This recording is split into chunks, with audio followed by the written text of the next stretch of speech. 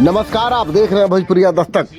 रामगढ़ उपचुनाव में कैंडिडेट्स का फैसला अभी तक नहीं हो पाया है, ये अभी तक की खबर है और इसको लेकर के संभावना है कि आज दोपहर बाद निर्णय ये हो जाएगा कि वहां से कौन चुनाव लड़ेगा। जबकि जब प्रशांत किशोर रामगढ़ की सभा में आए थे, वहां पर जो संभावित 4 उम्मीदवार थे जिनका दावा था, उन 4 उम्मीदवार को प्रशांत किशोर ने जनता के समक्ष बोलने को कहा। चारों ने अपने अपने संबोधन किए और उन्होंने कहा था कि जनता ही फैसला करेगी कि आप में से चारों में से कौन उम्मीदवार होगा। लेकिन चारों के संबोधन के बाद यह निर्णय हुआ कि अब प्रशांत किशोर फैसला करेंगे कि यहाँ उम्मीदवार कौन होगा। इसके बाद प्रशांत किशोर ने अगले दिन के लिए मोहलत लेकर के सभा को समाप्त कर दी और अगले दिन प्रेस कॉन्फ्रेंस के माध्यम से उम्मीदवार के घोषणा करने की बात कही। लेकिन 2 दिन बीत गए हैं और अभी तक किसी भी कैंडिडेट्स के नाम का ऐलान नहीं हुआ है। हम चारों कैंडिडेट्स ने क्या क्या कहा वो सभी बात आपको हम सुनवा रहे हैं। लेकिन अब सामने आ रही है कि आज शाम तक किसी भी कैंडिडेट के नाम का ऐलान हो जाएगा। लेकिन जो संभावनाएं अब भोजपुरिया दस्तक के पास पहुंची है वो कितनी सही है मैं आगे बताऊंगा। पहले आप बारी बारी से चारों कैंडिडेट्स के उद्गार को सुनिए। 25 तारीख को हमने भैया से मिला। हमारे साथ में मासूद खान साहब थे और 2-4 मित्र हमारे साथ में थे लोग। तो हम लोग गए थे टिकट लेने के लिए। हम लोग गए थे भैया के टिकट लेने के लिए कि रामगढ़ से उपचुनाव लड़ेंगे। और भैया के पास जब हम गए तो हमारे बड़े भाई मासूद खान साहब ने बोले कि भैया हम लोग चले हैं रामगढ़ उपचुनाव के लिए। भैया ने एक बहुत अच्छी बात बोली जो आज भी मुझे याद है और सदियों तक याद भी रहेगी कि समीम साहब, अगर आप टिकट के लिए आए हैं, अगर आप टिकट के लिए आए होंगे तो माफ कीजिएगा, आप जहां हैं वहीं रहिए और वहीं प्रयास टिकट के लिए करते रहिए। मुझे 1 सेकंड के लिए झटका जरूर लगा, लेकिन जो बात इन्होंने आगे जो मुझसे कहा, एक ही शब्द इन्होंने बोला कि अगर आप चाहते हैं कैमूर और साहब की धरती का लोगों का आवाज बनना, आवाज उठाना चाहते हैं, आवाज बन के पटना में उभरना चाहते हैं, तब ये मंच पूरा खुला है, इस पे आपका स्वागत है। यही हमसे शब्द बोले थे कि अगर आपको आना है इस मंच पे तो टिकट के लिए नहीं, अपने समाज, चाहे अपर कास्ट के लोग हो, चाहे बैकवर्ड कास्ट के लोग हो, चाहे हिंदू हो, चाहे मुस्लिम हो, उनका आवाज बनने के लिए आपको आना है। तो इस मंच पे आकर अपना पूरा खुला मंच है, आपका इस मंच से आवाज उठाने के लिए स्वागत है।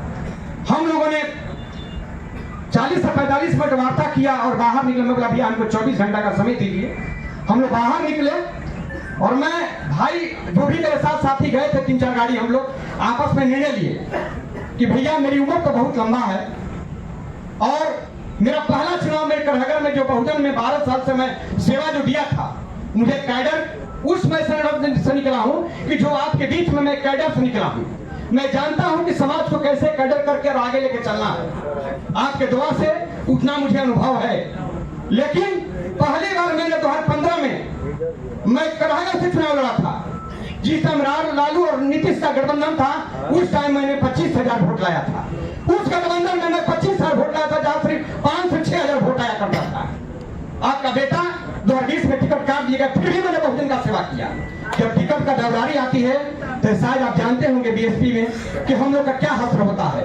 लेकिन उससे हमको कोई बहस नहीं है, ना किसी पार्टी का मुझे शिकायत है और ना मुझे उससे कोई शिकायत करने का कोई मुझे प्रयास कर रहा हूं। हम चाहते हैं कि जिस संगठन में हम आए, मैंने वही निर्णय लिया कि भैया 3 तारीख को जो प्रोग्राम आपका रामगढ़ में होने जा रहा है, एक बार हम जनता के बीच में जाएंगे और 25 से 3 तारीख के बीच में जनता के बीच में जाकर अपना बात रखेंगे कि क्या हमें जन स्वराज में आना चाहिए कि नहीं। जहां तक जाकर अपने मुसलमान भाइयों से जहां तक मैं पहुंच पाया, मैं सबसे राय लिया और रामगढ़ के जितने मुसलमान भाई थे, सारे लोग बोले कि समीम भाई आपको जन स्वराज में आना चाहिए, क्योंकि यही एक मंच है कि यहाँ पे मुसलमानों की आवाज उठाई जा सकती है और बताई जा सकती है और आगे पहुंचाई जा सकती है। ये हमारे रामगढ़ के मुसलमान भाइयों ने बोले। लेकिन आनंद के लिए आया है। अरे भाई रुक जाइए। इस कार्यक्रम में उपस्थित मेरे देश के सबसे विद्वान पार्टी के प्रदेश अध्यक्ष मनोज भारती जी का मैं रामगढ़ की धरती पर खैर मकदम करता हूँ, स्वागत करता हूँ। मैं इस जन स्वराज के सूत्रधार कहे जाते, लेकिन मैं उनको आधार कहता हूँ जन स्वराज के बड़े भाई प्रशांत किशोर जी का इस रामगढ़ की धरती पर मैं स्वागत करता हूँ और रामगढ़ वासियों की तरफ से भी स्वागत करता हूँ। और जितने भी मेरे भाई बैठे हैं, आप सभी को 2 बजे से आकर 6 बजे तक, लेकिन आज जो फैसले हैं वो 25 साल बनाम जन स्वराज है। मैं जब किसी से मिलता हूँ तो नौजवान साथियों, आप जानते हैं कि कभी लालच की जिंदगी जीता ही नहीं है। मैंने जब भैया से जाकर मधेपुरा में मिला था तो भैया ने जो मुझे निर्देश दिया मैं वह काम किया। मैं चिंता नहीं की कि टिकट मिलेगा नहीं मिलेगा, मैं रेस पे हूँ, ये मेरे लिए कम बात नहीं है कि मुझे आपने उस काबिल समझा कि मुझे इस रेस में रखा। लेकिन भैया मैं आपसे बता दूं, अध्यक्ष जी भी उपस्थित है, मैं कभी भी मैं रेसर हूँ ही और रेस में पसंद करता हूँ, मैं नहीं हटता। आप कहाँ खड़ा कर देंगे? जब 25 साल लोगों ने मुझे नहीं खड़ा कर दिया तो मैं चिंता ही नहीं किया। तो आप तो बड़े विद्वान आदमी हैं, दिल के सागर है, आपसे मुझे पूरी उम्मीद है। और मैं रामगढ़ की जनता से मैं रामगढ़ की जनता और रामगढ़ की अदालत से नहीं मांगता कि मुझे सीट दीजिए।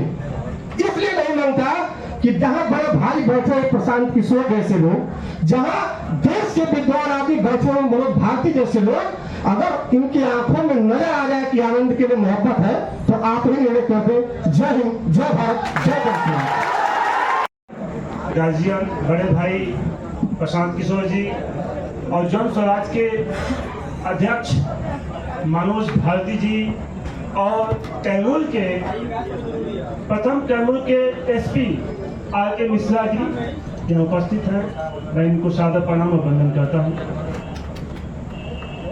काफी लंबे समय से हम लोग यहाँ बैठे हुए हैं और चर्चाएं कर रहे हैं कि कब प्रशांत जी आएंगे, कब प्रशांत। बहुत लोग आ रहे थे, जा रहे थे, रुका दिया उनको। समय जाया करते हुए आप लोगों ने बहुत समय दिया, इसके लिए तहे दिल से धन्यवाद और आशीर्वाद सबका करना चाहूंगा। एक वाक्य मैं इस 2-2.5 महीने का बता रहा हूं आपको। जब मैं भाजपा में था, भारतीय जनता पार्टी का कुछ सदस्य था, जब मैं चला जन स्वराज के यूट्यूब पर कुछ जन स्वराज के कुछ सदस्य हमसे मिले आए तो बोले चलिए प्रशांत जी से मिल लीजिए, और मैं मिलने का समय उन्होंने दिया।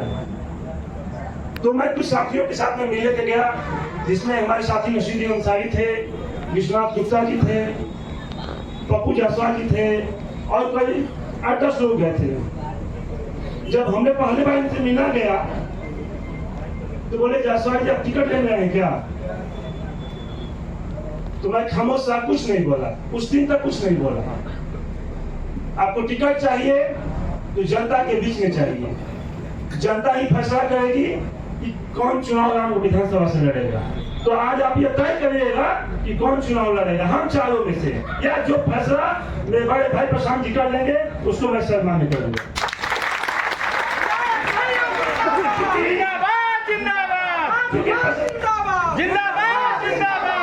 क्योंकि व्यक्ति बड़ा नहीं होता है, पार्टी बड़ी होती है। व्यक्ति आएगा जाएगा, पार्टी खड़ा रहेगा। पार्टी से बड़ा कोई व्यक्ति नहीं होता है।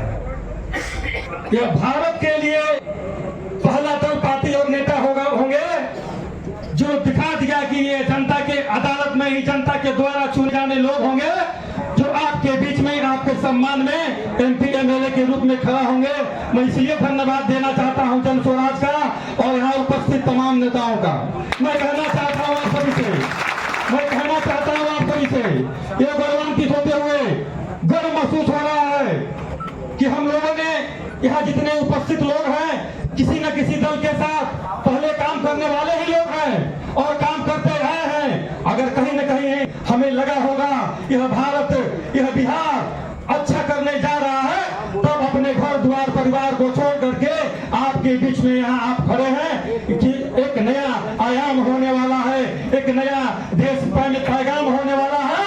और बता दूं मैं नौजवान साथियों को, बिहार की सुई इस देश में पहला नेता है आप सबों के बीच में जो कि कहने वाले हैं कि जितने भी नेता इस देश प्रदेश में हुए सबने एक ही बात कहा कि बिहार का सीढ़ी देश की तरफ जाएगा।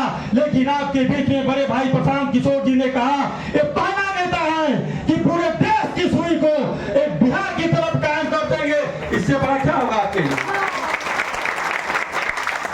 और मामला एमपी एमएलए का नहीं है, दल बढ़ेगा, पैगामे बढ़ेंगे तो किसी न किसी दल है तो एमपी एमएलए बनेंगे। मैं ज्यादा नहीं कुछ कहूंगा, एक बात कहूंगा, इस भीड़ को देखकर अब आप रामगढ़ के नए संभावित उम्मीदवार का चेहरा देखिए। ये है संजय केवट और ये भारतीय खाद्य निगम नेशनल लेवल डिपार्टमेंट में डायरेक्टर और एडवाइज़र हैं।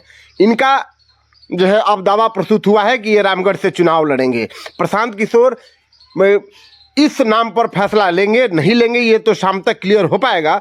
और क्या होगा सब देखते रहिए भोजपुरिया दस्तक की नज़र से।